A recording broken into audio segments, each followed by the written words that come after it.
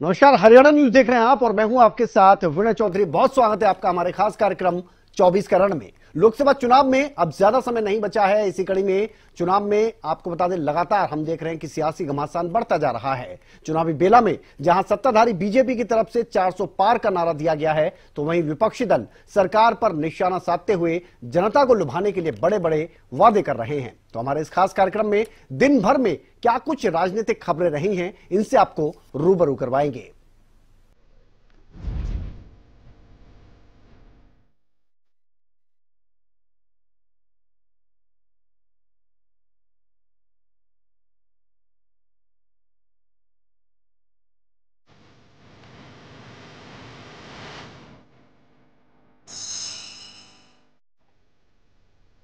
तो मध्य प्रदेश के बालाघाट में प्रधानमंत्री नरेंद्र मोदी ने चुनावी जनसभा को संबोधित किया। इस दौरान उन्होंने इंडिया गठबंधन पर निशाना साधते हुए कहा कि कांग्रेस ने अब इंडी गठबंधन बनाकर देश के खिलाफ बिगुल फूंक दिया है, लेकिन असल में उन्हें मोदी को नहीं रोकना है, बल्कि उन्हें देश के विकास को रोकना है। अब आजकल एक इंडी अलायंस बनाकर देश के खिलाफ बिगुल फूंक दिया है। ये लोग आपस में एक दूसरे से झगड़ते हैं, लेकिन कहते हैं कि मोदी को रोकने के लिए साथ आए हैं, लेकिन असल में उन्हें मोदी को नहीं रखना है। इंडी गठबंधन वालों को मोदी को रोकना नहीं है, देश के विकास को रोकना है। इसलिए ये लोग मोदी को गालियां दे रहे हैं, मोदी को धमकी है। जो लोग अपनी तिजोरियां भरने राजनीति में आए हैं, वो मोदी को धमकी न दें। मोदी तो अपनी कमाई भी देश के काम लगा देने की आदत रखता है।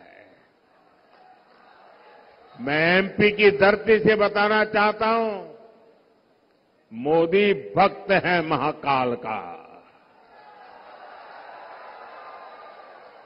मोदी झुकता है तो या तो जनता जनार्दन के सामने या महाकाल के सामने।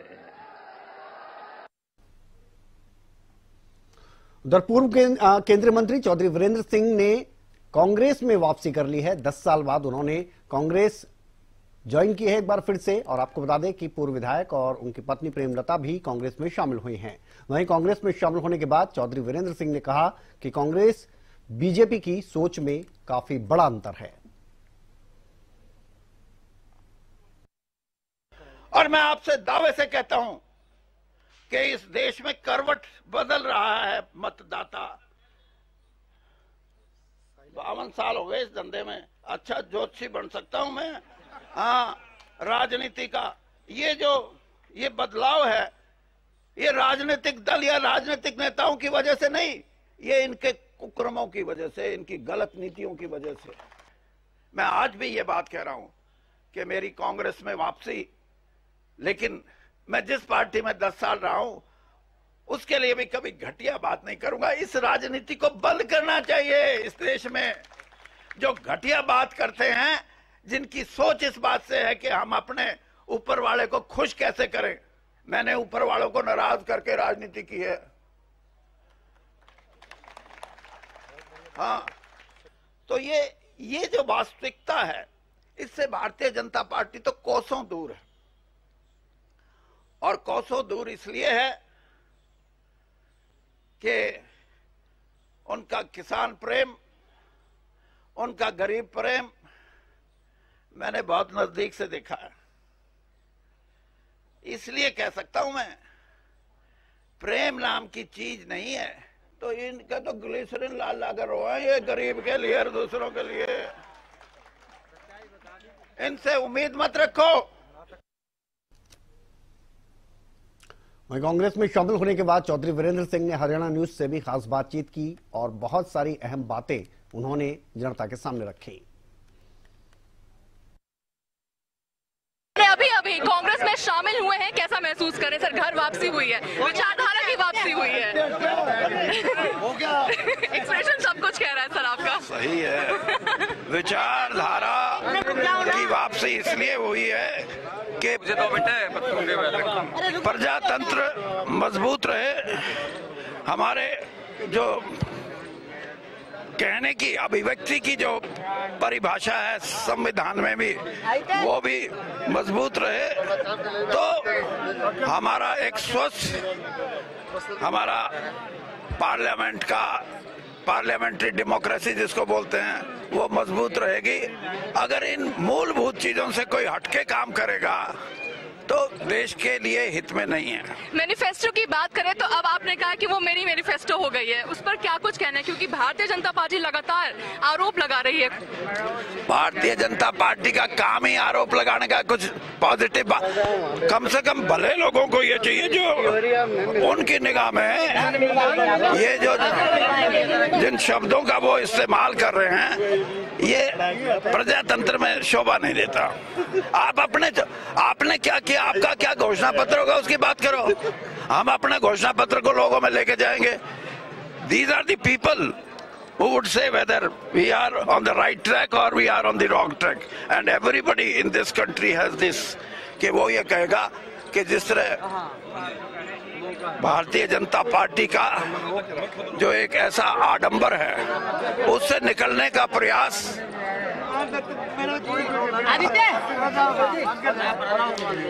कांग्रेस का जो घोषणा पत्र है उसमें दिखता है। एक आखिरी सवाल, क्या लोकसभा चुनाव लड़ते हुए आप नजर आएंगे? नजर तो मेरा बेटा आएगा, मैं तो बहुत बहुत धन्यवाद हम वीरेंद्र सिंह को, जिन्होंने एक्सक्लूसिवली ज्वाइनिंग के बाद हरियाणा न्यूज से बात की है। कैमरा पर्सन निहाल के साथ अपराजिता श्री, हरियाणा न्यूज, नई दिल्ली। वहीं चौधरी वीरेंद्र सिंह के कांग्रेस में शामिल होने के बाद उनके बेटे विजेंद्र सिंह ने कहा कि मैंने राजनीतिक कारणों की वजह से थोड़ी जल्दबाजी में कांग्रेस ज्वाइन कर ली थी, लेकिन हरियाणा कांग्रेस में असली ज्वाइनिंग अब हुई है। 2 अक्टूबर को घोषणा की गई थी, वो आज पूरी हो गई है एक हिसाब से। वैसे तो 10 मार्च को जब मैंने ज्वाइन किया, वो थोड़ा जल्दबाजी के कुछ राजनीतिक कारण थे, अन्यथा तो सारे इकट्ठे ही आने थे। लेकिन आप कह सकते हैं असली ज्वाइनिंग आज हुई है, क्योंकि आज चौधरी साहब और उनके जितने भी साथी हैं वो सारे के सारे कांग्रेस में आए हैं, और मुझे पूरा विश्वास है कि इससे प्रदेश में कांग्रेस को बहुत बल मिलेगा और आने वाले जो चुनाव हैं उसमें बहुत अच्छे नतीजे हमारे आएंगे। कांग्रेस हरियाणा की अगर हम बात करते हैं तो गुटबाजी किसी से छुपी नहीं है वहां पर। हालांकि स्टेज पर देखा गया बहुत भाईचारा नजर आया, सब कुछ रहा है, तो क्या कुछ रहने वाला है? क्या एक पारिवारिक तरह का माहौल रहने वाला है? वही रहेगा जो स्टेज पे था। बाकी परिवार में थोड़ा बहुत तो तकरार रहनी चाहिए नहीं तो मजा कैसे आए तो मतलब अभी भी टकरार रहेगी? तकरार होनी लाजमी है जी। तकरार अगर नहीं होगी तो आपका रिश्ता बना कैसे रहेगा? अगर हमेशा सारी चीजें मीठी मीठी बोली जाएंगी तो इसका मतलब ये है कि अंदर कुछ और चल रहा है। हेल्दी टकराव या फिर थोड़ा देखिए, आपने असली जो तस्वीर थी वो स्टेज पे देख ली, और ये ऐसे ही चलेगा, और कांग्रेस का जो प्रदर्शन है वो बहुत बेहतरीन होगा हरियाणा में। अगर हम बात करते हैं कैंडिडेट्स की, तो आपका नाम चल रहा है सोनीपत या फिर हिसार से। कहां से आपकी प्राथमिकता रहेगी, कहां से आप उतरना चाहेंगे? सोनीपत का चुनाव, मुझे जो सोनीपत का जो नाम है मेरे ख्याल से वो मेरे पत्रकार साथियों ने चला रखा है अन्यथा मैं तो हिसार से सांसद हूं और सांसद था कुछ दिन पहले तक, तो मेरी प्राथमिकता तो हिसार की रहेगी। बाकी जो पार्टी निर्णय करेगी वो सरमाथे पर। बहुत धन्यवाद। हम सुन रहे थे ब्रजेंद्र सिंह को, जिनके पिता ने अभी अभी कांग्रेस ज्वाइन किया और कहा है कि सभी कुछ अच्छा रहने वाला है, खट्टे मीठे रिश्ते रहने वाले, और साथ ही उस वायरल ऑडियो को लेकर भी स्पष्ट रूप से कुछ नहीं कहा है। कैमरा पर्सन निहाल के साथ अपराजिता श्री, हरियाणा न्यूज, AICC मुख्य। और कांग्रेस में वापसी को लेकर चौधरी वीरेंद्र सिंह की पत्नी और साथ ही पूर्व विधायक प्रेमलता की अगर बात की जाए तो उनसे भी हरियाणा न्यूज ने खास बातचीत की है, सुनाते हैं आपको। आपने भी ज्वाइन किया है, पूरे परिवार के साथ ज्वाइनिंग हुई है, कैसा लग रहा है? बहुत अच्छा लग रहा है, बहुत खुशी है। लोगों के चेहरे पे भी खुशी आपको दिख रही होगी, वही खुशी हमारे चेहरे पे भी है। क्या कुछ रहने वाला है? आपके बेटे की टिकट की भी बात चल रही है, सोनीपत या हिसार से, क्या कुछ रहने वाला है? देखिए, हमारी प्रेफरेंस तो हिसार है, क्योंकि हिसार से वो पहले भी सांसद रह चुके हैं और उन्होंने वहाँ पे काम भी किया है। बाकी जैसा पार्टी को ठीक लगेगा दोनों सीट ठीक है हमारे लिए। तो एक आखिरी सवाल मैम, गुटबाजी कोई अनदेखी नहीं है हरियाणा की कांग्रेस की, अगर मैं बात करती हूँ, हालांकि भाईचारा नजर आया, तो क्या कुछ रहने वाला है, क्या कुछ देखने मिलेगा? असल में हमारा सबके साथ एक जैसा व्यवहार है। अब जैसे चौसा ने बताया कि हुड्डा साहब भी मेरे भाई हैं, सुरजेवाला जी भी मेरे भाई हैं, किरण चौधरी भी मेरी बहन है, और शैलजा जी तो हमारे गांव से ही गई हुई हैं। तो ये जो भाईचारा जो दिख रहा है, ये मतलब ये आर्टिफिशियल नहीं है, it's a real thing that they all came and they attended the program. तो हमारे लिए ये बहुत बड़ी बात है। बहुत बहुत धन्यवाद। हम सुन रहे थे पूर्व विधायक प्रेमलता जी को, चौधरी वीरेंद्र सिंह की पत्नी और पूर्व विधायक भी रह चुकी हैं प्रेमलता जी। वहीं चौधरी वीरेंद्र सिंह की अगर बात की जाए तो उन्होंने कांग्रेस तो वापसी की है कांग्रेस में, लेकिन हरियाणा कांग्रेस के जो नेता हैं वो काफी गदगद नजर आए। उन्होंने कहा कि जो हमारी पार्टी है उसको और ज्यादा मजबूती मिल जाएगी। कांग्रेस में शामिल हुए हैं, घर वापसी हुई है उनकी, स्वागत है। लोकसभा चुनाव में क्या असर रहने वाला है इसका? हर चुनाव में मतलब जो भी ज्वाइन करता है, घर वापसी होती है, जो नेता आता है, पार्टी को मजबूती मिलती है। वीरेंद्र सिंह ने ज्वाइन किया है कांग्रेस में, क्या रहने वाला है? सब अच्छा ही होगा। लोकसभा चुनाव को लेकर, लोकसभा चुनाव के अंदर जो है आप जानते ही हैं, इस बार जो है बीजेपी का मेरे ख्याल में तो लोगों को समझ में आ गई है। जो हालात बन रहे हैं, आम जनता जो है वो महंगाई से त्रस्त है, बेरोजगारी से त्रस्त है, बुरे हाल हो रहे हैं, केवल झूठ और जुमलों के अलावा लोगों को कुछ मिला नहीं है। 50 साल से राजनीति कर रहे हैं, मेरे साथ मंत्री भी रहे, विधायक भी रहे, और आज जो है उनके बेटे ब्रजेंद्र सिंह जी जो सिटिंग एमपी थे, उन्होंने पहले ज्वाइन किया, और आज मैं स्वागत करता हूं और उम्मीद करता हूं कि जो है हरियाणा में उनके आने से पार्टी मजबूत होगी। और उनकी बात सही है, क्योंकि स्वर्गीय राजीव गांधी जी ने उनको अध्यक्ष बनाया था जब वो सबसे छोटी उम्र के थे, और उनका जो है प्रभाव हरियाणा में नहीं बल्कि और भी प्रदेशों में उनका प्रभाव। चौधरी वीरेंद्र सिंह के कांग्रेस में शामिल होने पर कैबिनेट मंत्री कंवरपाल गुर्जर और मूलचंद शर्मा ने उन पर तंज कसा है, क्या कुछ कहा, सुनिए आप भी। मैं बहुत खुश हूं कि उन्होंने कांग्रेस ज्वाइन की। मैं बहुत खुश हूं इस बात से कि वो कांग्रेस ज्वाइन कर रहे और भारतीय जनता पार्टी छोड़ रहे। मैं समझता हूं कि इन 10 साल में जो मान सम्मान भारतीय जनता पार्टी ने दिया, इस मान सम्मान के लिए वो तड़प गए थे कांग्रेस में नहीं मिला जो बीजेपी में मिला। और जब बीजेपी को कभी उनकी जरूरत पड़ी तो उन्हें बीजेपी के पक्ष में कोई एक बयान भी दिया। और ये मैं आपसे नहीं कह रहा, मैंने माननीय मुख्यमंत्री से भी कही थी ये बात, और मैंने उस टाइम के जो प्रदेश अध्यक्ष थे ओम प्रकाश धनखड़, उनको भी ये बात कही थी कि जो मान सम्मान पार्टी दे रही है उसके हिसाब से व्यवहार नहीं कर रहे। और अगर आज उन्होंने निर्णय लिया कि वो अपने पुराने परिवार में जा रहे, तो मेरी बहुत शुभकामनाएं हैं और धन्यवाद है। चौधरी वीरेंद्र बहुत बड़े नेता हैं, उनके नाती हैं, कहते सर छोटू राम के नाते भी हैं, उनकी बात का कोई तोड़ नहीं है। जो बीजेपी ने सम्मान दिया चौधरी वीरेंद्र को, कांग्रेस ने आज तक नहीं दिया जब से रहे। चौधरी वीरेंद्र भी बड़े नेता, मैं तो कह रहा हूँ बड़े नेताओं का एक परिवार की पार्टी तो है ना जी। मैं एक परिवार का मुख्यमंत्री बने, एक घर का बने, बेटा बने, बहू बने, ये सबकी पार्टी है। 140 करोड़। और जो किसानों को भारतीय जनता पार्टी वीरेंद्र जी 7 जन्म न दिला पाएंगे, वो किसान के घर की पैदा की बात करते हैं। मैं कहता हूं जो किसान को भारतीय जनता पार्टी ने दिया, कभी इतिहास में नहीं दिया, सारे देश में देखिए। और मैं कहता हूं हाँ कोई व्यक्ति है, मन है, सीनियर नेता है, समझदार है, हमारे तो सम्मानीय है, पर उनका मन एक जगह लगता नहीं है। कुछों को मन नहीं लगता, अलग अलग आदमी के व्यक्ति की अपनी सोच होती।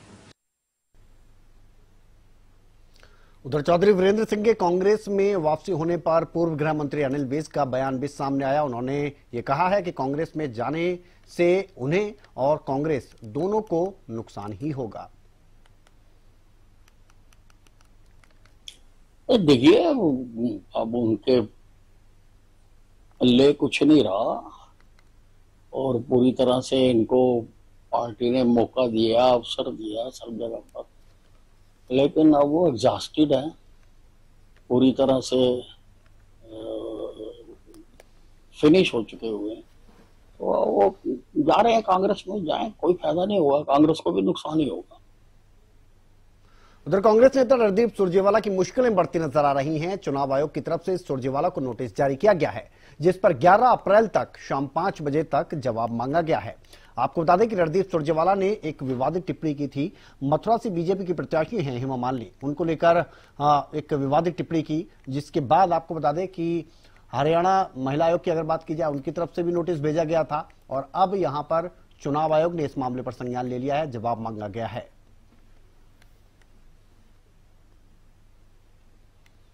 एमएलए एमपी क्यों बनाते हैं?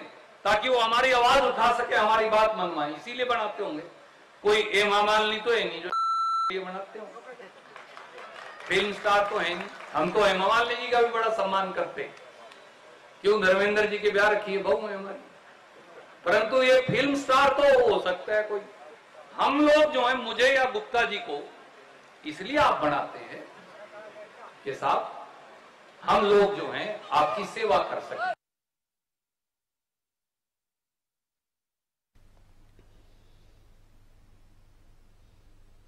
उधर चुनाव से पहले जननायक जनता पार्टी यानी जेजेपी की मुश्किलें लगातार बढ़ती जा रही हैं। प्रदेश के कई गांवों में जेजेपी नेताओं को विरोध को सामना करना पड़ रहा है और इसी कड़ी में भवानीखेड़ा में अजय चौटाला का जोरदार विरोध किया गया। तो वहीं कुछ दिनों पहले की अगर बात की जाए तो दुष्यंत चौटाला को भी कई गांवों के अंदर विरोध का सामना करना पड़ा था। ये तस्वीरें हम आपको दिखा रहे हैं और इन तस्वीरों के जरिए आप समझ सकते हैं कि किस तरह से जेजेपी के नेता जो हैं उनको ये विरोध का सामना करना पड़ रहा है। किसानों में और ग्रामीणों में बहुत ज्यादा गुस्सा देखने को मिल रहा है, खासतौर पर अजय चौटाला हो या दुष्यंत चौटाला हो या इनकी पार्टी के अन्य नेता हो। कुंगड़ गांव की अगर बात की जाए, भवानीखेड़ा में आज अजय चौटाला जब पहुंचे तो किसान और जो ग्रामीण वहां पर मौजूद थे वो उनकी गाड़ी के आगे आ गए। उन्होंने साफ तौर पर कह दिया कि गांव में नहीं घुस सकते। काफी गुस्सा देखने को मिला। किसान आंदोलन के दौरान अजय चौटाला की तरफ से एक बयान दिया गया था किसानों को लेकर और उसी को लेकर जो गुस्सा था वो भरा हुआ था और वो गुस्सा कुछ इस तरह से देखने को मिला। काले झंडे भी दिखाए गए, नारेबाजी भी की गई और काफी देर तक आपको बता दें कुछ इसी तरह का माहौल देखने को मिला। आखिरकार आपको बता दें अजय चौटाला को वहां से निकलना पड़ा।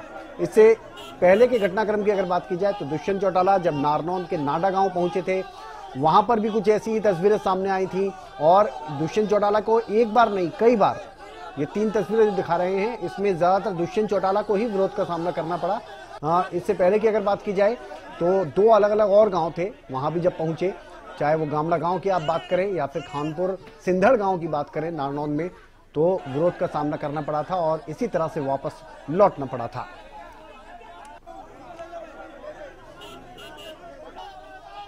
तो दुष्यंत चौटाला हो, अजय चौटाला हो, कुछ इस तरह से ही विरोध का सामना लगातार आपको बता दें ग्रामीणों का और किसानों का करना पड़ रहा है और काफी गुस्सा आपको बता दें देखने को मिल रहा है।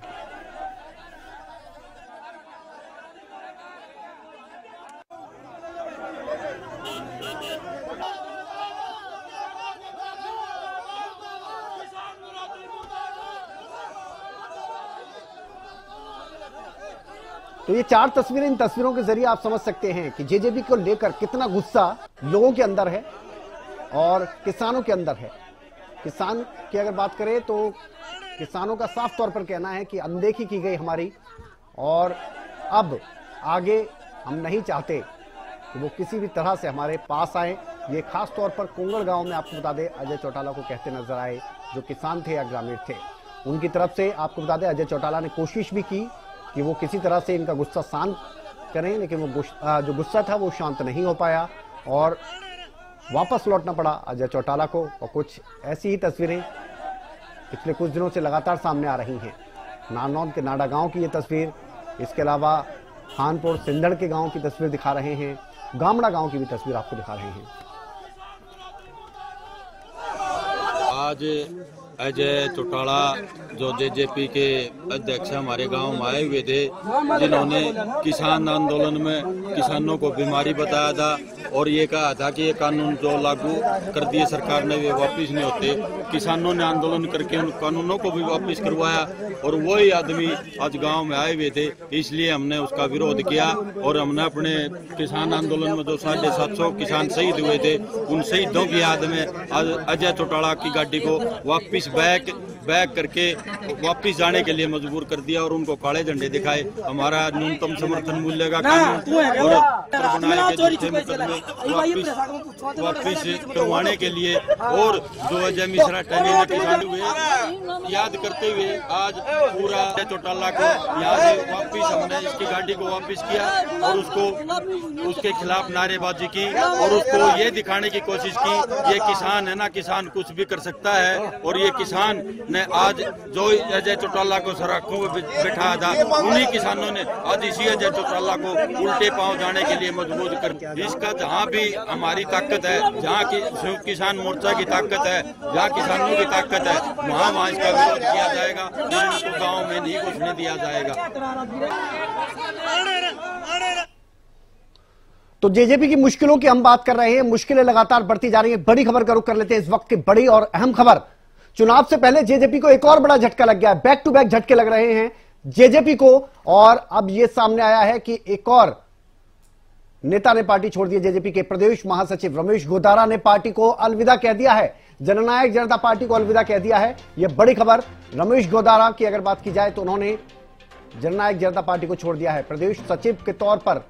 आपको बता दें इस पार्टी के साथ अभी तक हम देख रहे थे, जुड़े हुए थे और अभी इन्होंने भी पार्टी छोड़ दी है। इससे पहले की अगर बात करें निशांत सिंह, उन्होंने पार्टी छोड़ी। इसके अलावा जोगीराम सिहाग, उन्होंने पार्टी छोड़ी। तो बैक टू बैक झटके जननायक जनता पार्टी को लग रहे हैं।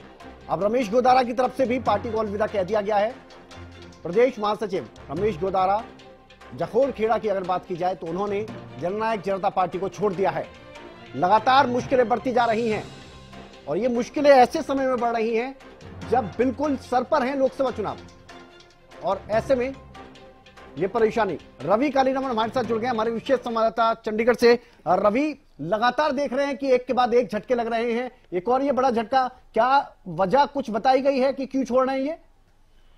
बिल्कुल विनय, देखिए जननायक जनता पार्टी का एक और झटका हम इसको कह सकते हैं। और पार्टी में प्रदेश महासचिव के पद पर तैनात रहे हैं रमेश गोदारा और 2019 चुनाव में आदमपुर से उम्मीदवार भी रहे हैं। तो ऐसे में कहीं ना कहीं उनकी तरफ से इस्तीफा जो है वो दे दिया गया है। पार्टी के राष्ट्रीय अध्यक्ष अजय सिंह चौटाला को ये अपना इस्तीफा उन्होंने भेजा है। हालांकि कोई वजह जो है उनकी तरफ से अभी तक जो है वो नहीं बताई गई, लेकिन उनका इस्तीफा जो भेजा गया है वो 2 लाइन का इस्तीफा है और साफ तौर पे उन्होंने इस इस्तीफे में लिखा है, महासचिव के पद की जिम्मेदारी का निर्वहन करने में मैं असमर्थ हूँ। तो मैं आपसे निवेदन है कि जननायक जनता पार्टी को प्रदेश महासचिव पद व जननायक जनता पार्टी को मेरा त्याग पत्र स्वीकार किया जाए। इस प्रकार से वो ये बात करते हुए नजर आए हैं।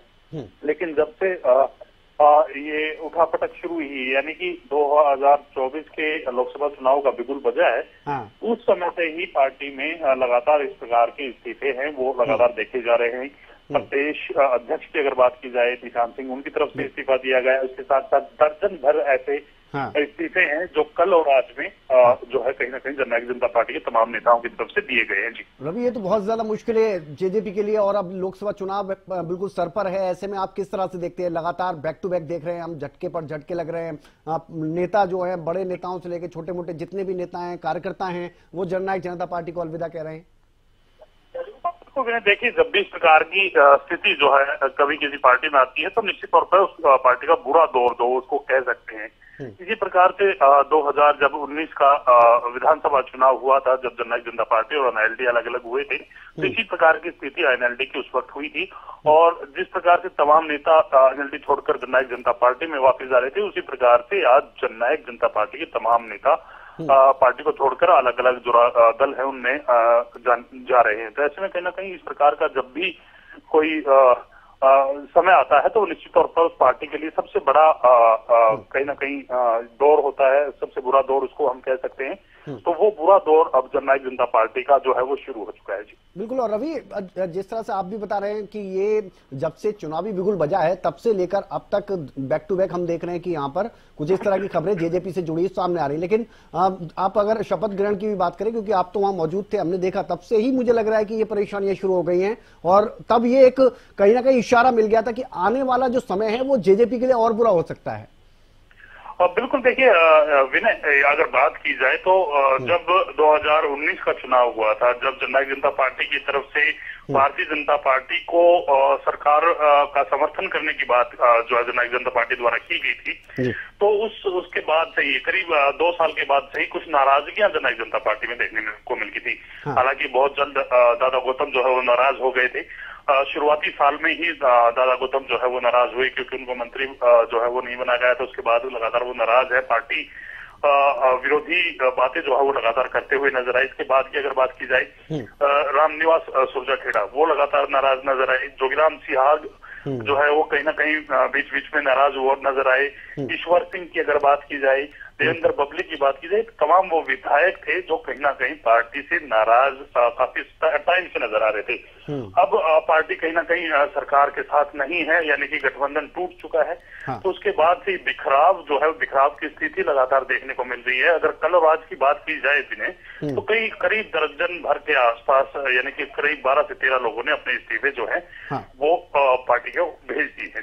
बिल्कुल, चलिए बहुत शुक्रिया आपका रवि इस तमाम जानकारी के लिए। तो वाकई में ये परेशानियां लगातार बढ़ती हुई और ये समय जेजेपी के लिए बहुत बुरा ही समय कहेंगे, क्योंकि लगातार जिस तरह से रवि भी बता रहे हैं कि केवल और केवल 2 से 3 दिन के अंदर दर्जन भर से ज्यादा ऐसे कार्यकर्ता नेता हैं जिन्होंने जननायक जनता पार्टी को अलविदा कह दिया।